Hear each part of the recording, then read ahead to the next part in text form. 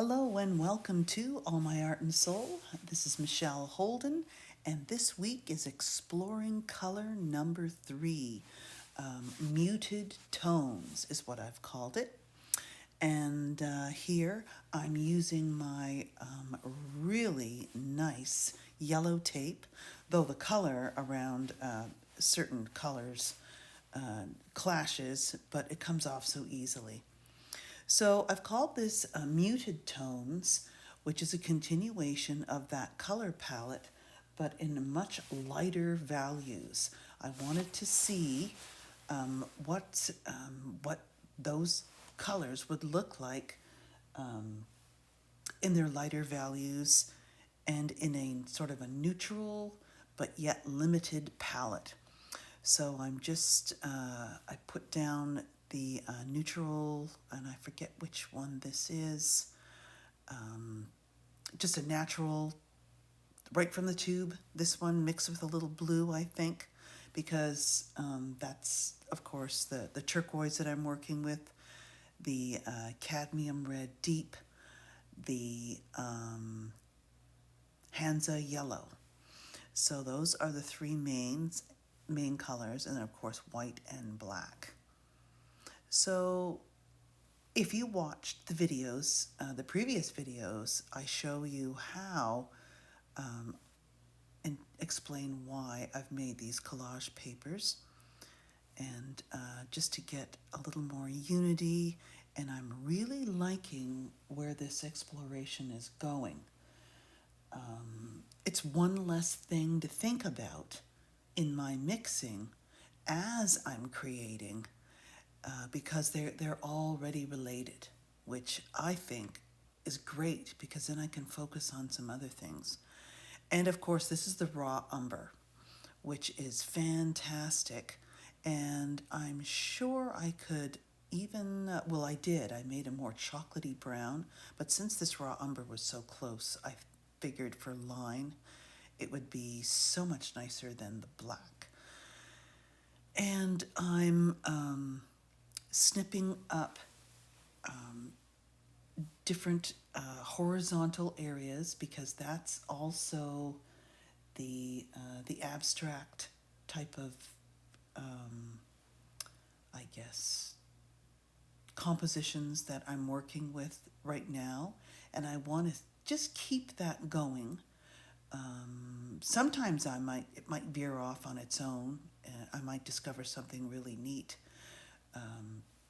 but I want to keep these horizontals going because they're. I just want to learn more about what I can do with them, with the subtleties and the values, and then of course sometimes put that central armature up, so it's a cruciform armature, but it's still in sections of, let's see, 1, 2, 3, 4, 5. Yeah, it's mostly odd numbers. And I left it untouched at the top, because I know that I most likely am going to use a blue, so I'm going light on one half or a third. And I think it mostly turns out, you could say stripes or thirds for this one. And I'm loving how my collage papers turned out and how they go with my pages. Some really nice stuff. I use newsprint paper rolled on with some black with my brayer, and that is a really nice, you'll see, so piece of collage that I placed down in the central area on the left. And I'm also exploring different ways, different combinations of layers. If I start with pencil and then cover it up, but just veil it slightly, what will that look like? And then what layer do I want to put on top of that? So it's all building of layers, and in some degree obliterating some, but keeping some. And just not really worrying about it, just letting it happen, and learning from one piece to the next what I liked and what I'll keep and maybe just having that in the back of your mind, you'll know um, the forest through the trees, so to speak. So I've cut this piece several times, and it's of course horizontal stripes, but just sort of organic. And it's a very peachy, taupey kind of, but I end up using just a small piece of it. And it's a really beautiful contrast with that turquoise. So I first chose this piece here, and of course that's too dark because it's just naturally headed to a base, a heavier. Now I could have used that piece too, the whole piece up on the top. Now that I look at it now, of course, hindsight, it would have looked pretty cool, even a section, but I don't end up using it at all. I guess, who knows, I'm saving that for another piece. So stay to the end.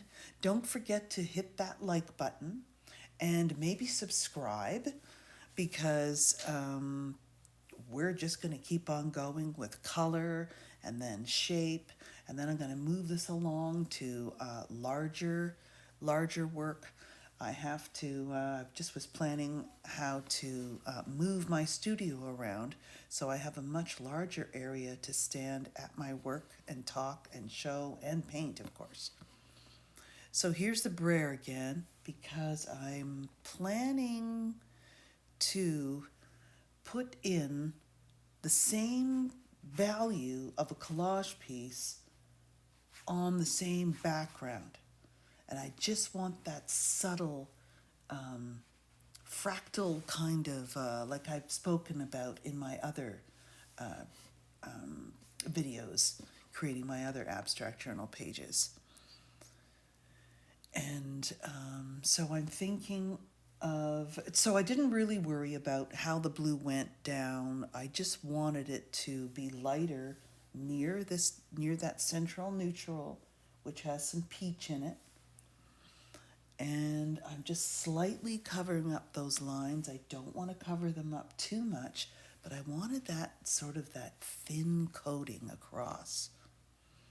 And the brayer does that for me right here. And it can make a really nice edge. And these are the other things. As you get used to or build enough knowledge of your own layering and things, and you don't want to get into a rut, of course, but yet if you're a beginner, if you're just starting, you just want something to happen that you really like.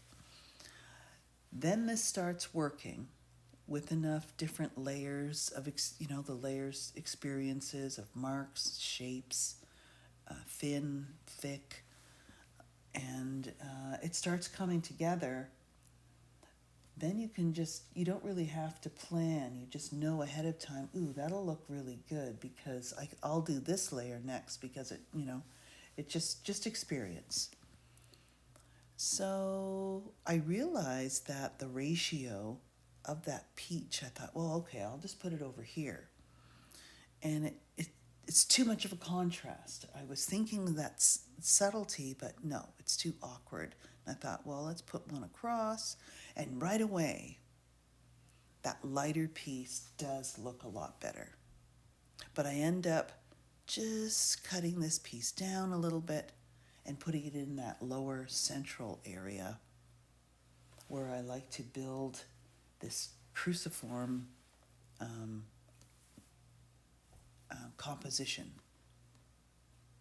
Now that is newsprint paper rolled with different colors with a brayer, and there's that piece. Black rolled on to a nice neutral background, or even another piece of collage. So right there I'm thinking of, that's what I was thinking. And I like how the marks sort of continue into each other, but yet that tone is too high of a contrast. So then here I start experimenting with one of my favorite pieces of collage. This one was done on the jelly plate printer, and then after it dried, I just dotted it with black. Just random dots, because I was going for that more organic feel. That would have worked all right, I think. But I have the collage piece right in front of me now as I'm doing my voiceover, and I really do like the choice I made. We'll just save that piece for another. Oh, I see. I do end up putting it in, but it's very, very, I cover it with another piece of my favorite collage, which is the deli paper, which is the very transparent, and that's why it looks so cool. It's black, just the brush sort of squares on the bottom to give it some weight. So this is starting to build. You'll notice you'll get a really good feeling once, and that feeling of rich layers once you put enough down. And that's the fun stage. As I've said, once you get used to it, you don't worry about things. You might choose a certain color palette like I am here, types of marks. You just want to keep your intentions simple. A couple of things and then just let it go. So I love that. So part of those marks are covered. Even a piece of the deli wrap, which I haven't made, with the brownish, the raw umber marks on them, I really should make a set of those. So as you're focusing on one thing, though, I notice you miss other things. And of course, I discovered that something in the middle looks better than being lopsided. And I decide to put, I don't know if I use this piece or I turn it. And it's feeling pretty good down there. And then, of course, I'm going to end up putting other layers on top of it. So I just put it to the side for now. And I think I do end up using not that piece, but a deeper peachy one, or taupe. I guess I would call this taupe, with a light value line on it and a dark value line. So more blue is okay.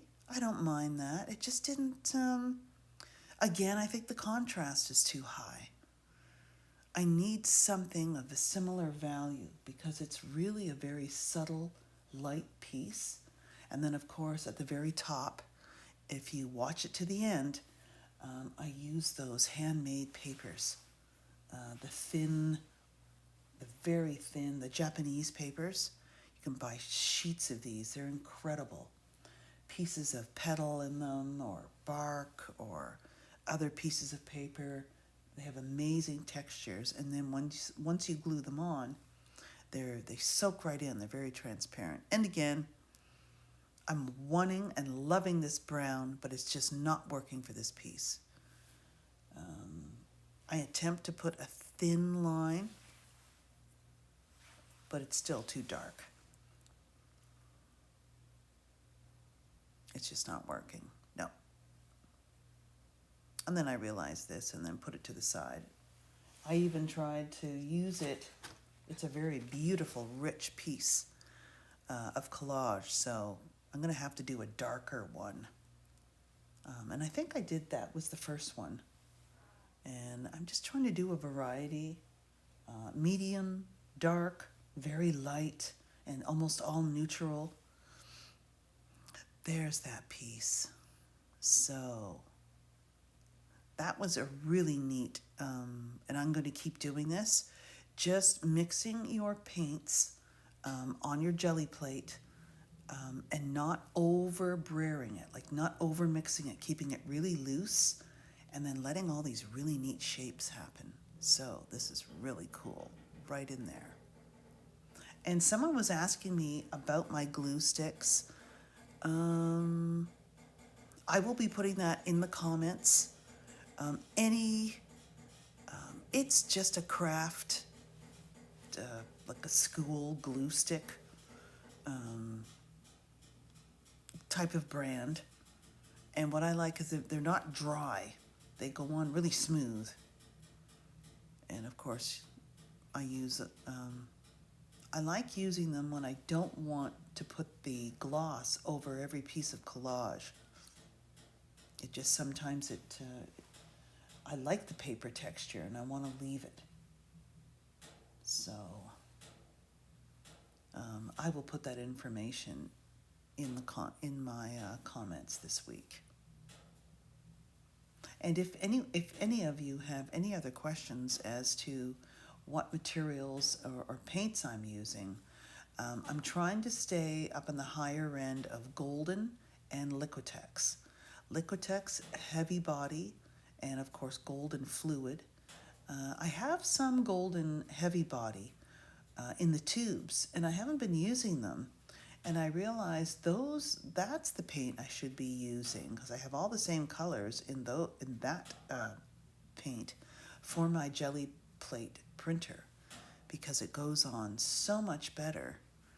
And I just totally forgot that I had them. That's how I started back in the day, just buying the small tubes of golden paint. And that's when I was into landscape. I was doing landscape type paintings, but knowing that I always wanted to head more into abstraction. And I am so glad to be doing that now. And I think I've asked this question: what brings you to abstract art? What is it that attracts you to this style of art? And I know with me is that you go deep inside, and it does reflect. It's a mirror.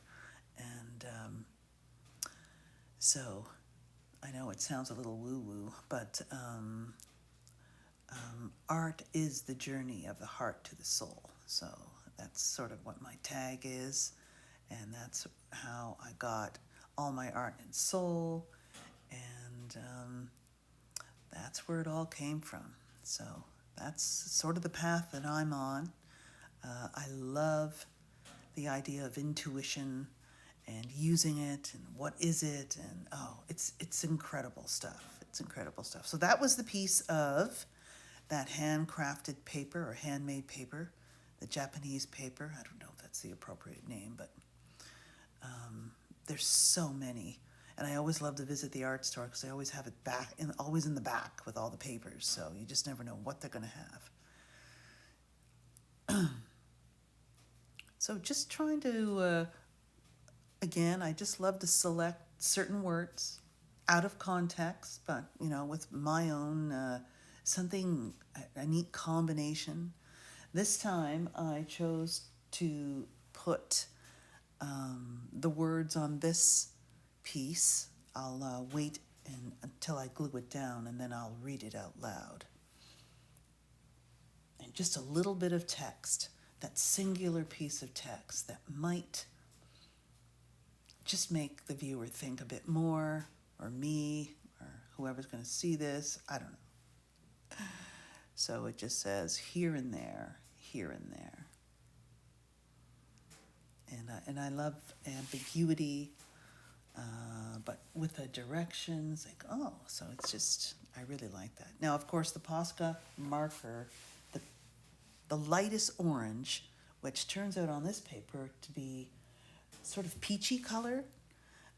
So lines over lines over lines, text, values, papers, transparency, opacity, and just really getting into all of those fabulous layers. So that is the chocolate, sort of the brown that comes with the Posca set, and it's when it's beside the taupe, it really borrows those hues. It looks fabulous. And I really like how I only put the one piece over the mark, over the lines on the left. And here's the veiling. So as I'm undoing the tape, and it's not giving me any problems at all, I will just write what this is about. So this is Exploring Color number 2, and I throw in the date.